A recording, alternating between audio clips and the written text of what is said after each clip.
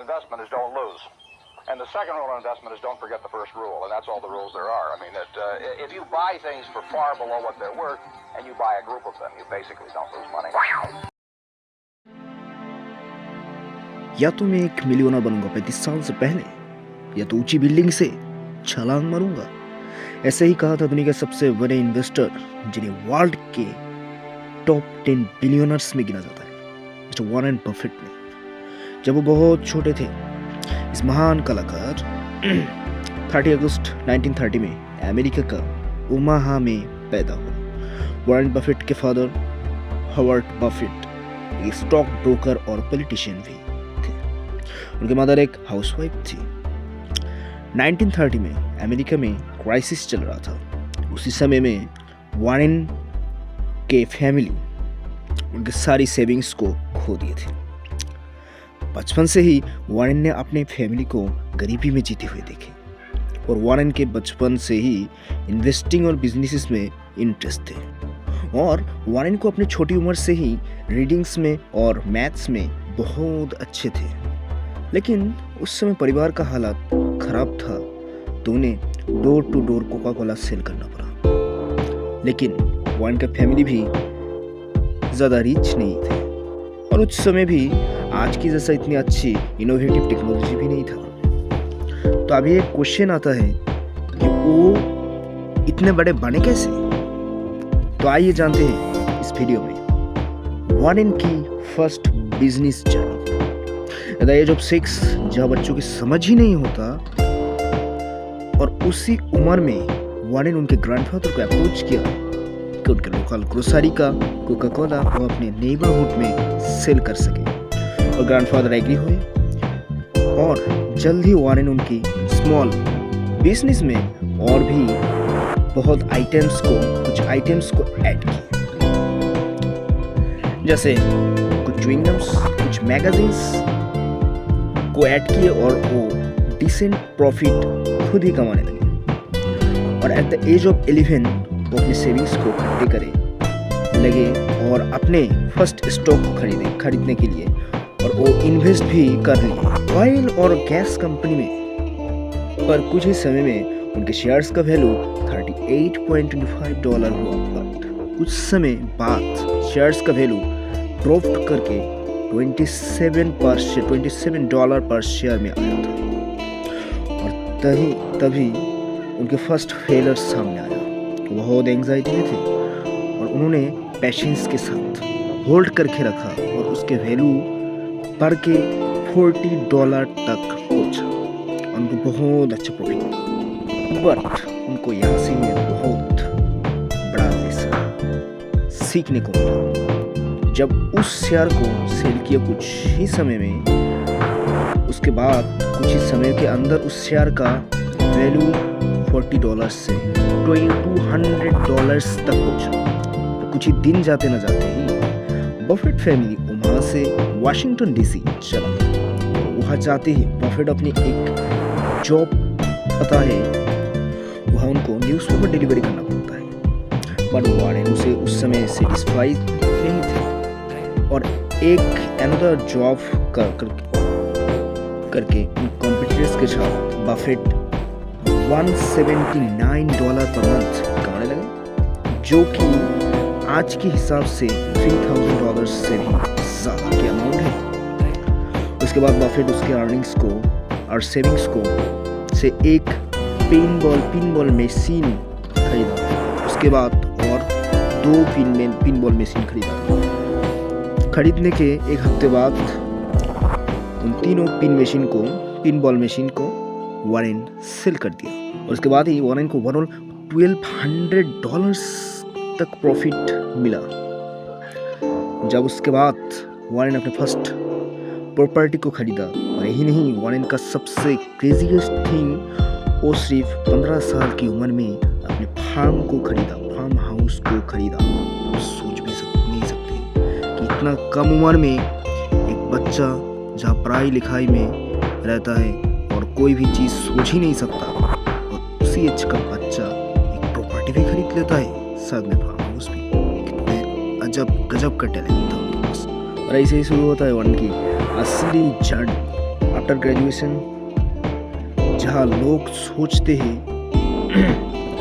रह जाते हैं कि क्या होगा इसके बाद, कोई जॉब मिलेगा कि नहीं मिलेगा।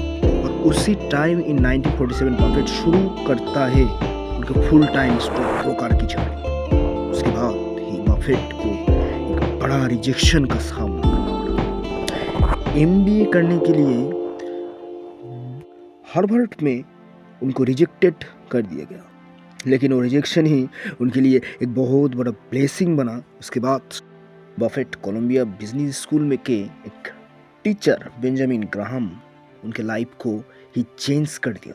उसी समय ग्राहम उनकी famous book the intelligent investor को पब्लिश किया, जहाँ इन्वेस्टमेंट रिलेटेड सारे स्ट्रेटेजीज शेयर किया। और उसी समय बफेट को ग्राहम के बहुत अच्छे स्टूडेंट बने और ग्राहम के बहुत सपोर्ट और उनके बुक को पढ़ के बफेट तब तक उनके master degree in economics complete कर चुका। उसके बाद वारेन को बिगेस्ट US स्टॉक एक्सचेंज में काम करने का मौका मिला, लेकिन प्रॉब्लम्स तब शुरू हुआ जब वारेन सब नया लोगों से मिलने के शुरू किया। और हालांकि बिजनेस और इन्वेस्टमेंट की इतनी अच्छी नॉलेज होके भी वारेन अपने आप को उस समय प्रेजेंट नहीं कर पाया और वो थोड़ा इंट्रोवर्टेड हो जा रहा था एट द एज ऑफ 21। उसके बाद वारेन अपने पब्लिक स्पीकिंग को सीख के उस समय उनको एक ज़बरदस्त लेसन मिला कि investing in your self is the best thing, यानी कि the more you learn the more you earn. और इसके बाद ही वारेन को बेंजामिन के तरफ से और एक जॉब ऑफर आया इन्वेस्टमेंट रिलेटेड। वारेन एग्री हो गया, बट असली खेल तो अब शुरू होगा कि जब बफेट की बात से ग्राहम डिसएग्रीड करता है और ग्राहम डिसाइड किया कि वो रिटायर होंगे and shut down the partnership, यानी कि वारेन के साथ जो पार्टनरशिप चल रहा था इतने दिन से, वो डिसएग्रीड होके वारेन के एक बात में वो क्लोज कर देता है। लेकिन उसके बाद भी वारेन उनके सेविंग्स को $9,800 से $1,75,000 किया। उसके बाद वारेन खुद रेडी हुए उनकी खुद की पार्टनरशिप को स्टैब्लिश करने के लिए। उसके बाद बफेट उनके सिटी ओमाहा में गया और उनकी खुद की partnership Buffett associates LTD start की। वारेन के कुछ स्टाफ और उनकी फैमिली का कुछ लोग टोटल $1,05,000 इन्वेस्ट किए और स्टार्ट करने के 6 इयर्स बाद उनका फाउंडेशन 7.2 मिलियन हो चुका था। लेकिन तब भी कुछ लोगों को उनके ऊपर डाउट था कि एक टीनेजर बच्चा कैसे मैनेज कर लेता है। वारेन फिर से लगातार कंसिस्टेंटली लगे रहे और 10 इयर्स के बाद वारेन 44 मिलियन एसेट मैनेज किया। और उसके 3 इयर्स बाद वारेन ने 44 मिलियन को बढ़ाते हुए 104 मिलियन किया। उसके बाद उनके पार्टनर सारे बहुत खुश थे इतनी बड़ी रिटर्न देने के लिए, लेकिन कुछ समय बाद लोगों की ग्रीडीनेस बढ़ती जा रही थी। हालांकि स्टॉक्स के प्राइस भी कभी अप डाउन होता रहता है। फिलहाल वो बहुत रिस्की हो गया था वारेन के लिए, क्योंकि बहुत रिस्की हो जा रहा था, तो इसलिए वारेन एक बात सोचा और सबकी प्रिंसिपल्स उनको लौटा दिया और वारेन के पास अभी बचा कुछ $25 मिलियन बफेट के पास बचा एट द एज ऑफ 39। उसके बाद बफेट रेडी था उनके नेक्स्ट मूव के लिए, ट्रेडिंग में घुस गया। उसके बाद ही शुरू होता है बफेट की $1 बिलियन का एम्पायर। लेकिन फिर भी बफेट को एक फेलियर्स का सामना करना पड़ा। लेकिन उस समय उनके दोस्त चार्ली मंगर उनको इन्फ्लुएंस किया और तभी बफेट एक बड़ा डिसीजन लिया और अच्छी कंपनी की तलाश में अच्छा और आखिरकार कोका कोला के शेयर्स खरीदा। इन 1965 बफेट $11 पर शेयर खरीदा और 1970 में वो $290 पर शेयर को हो गया था। तभी बफेट की नेटवर्थ बढ़ के $240 मिलियन तक पहुंचा। और उसके बाद वॉरेन देखा कि इंश्योरेंस कंपनी को लोग बहुत पैसे देते हैं, तो वॉरेन उस कंपनी से डील किया और बहुत बड़े रिस्क लेके इन्वेस्ट किया कोका कोला के शेयर्स में। और तभी साल 1990 को उसके पास शेयर का वैल्यू बढ़ के अराउंड $7,000 के आसपास हो गया था। और तभी Buffett at the age of 60 billionaire बन जाता है। उसके बाद बफेट सब बड़े बड़े कंपनी के शेयर्स बाई किया और होल्ड करके लगा। उसके बाद वॉरेन 2008 में वर्ल्ड के सबसे राइस आदमी बने। और अगर इस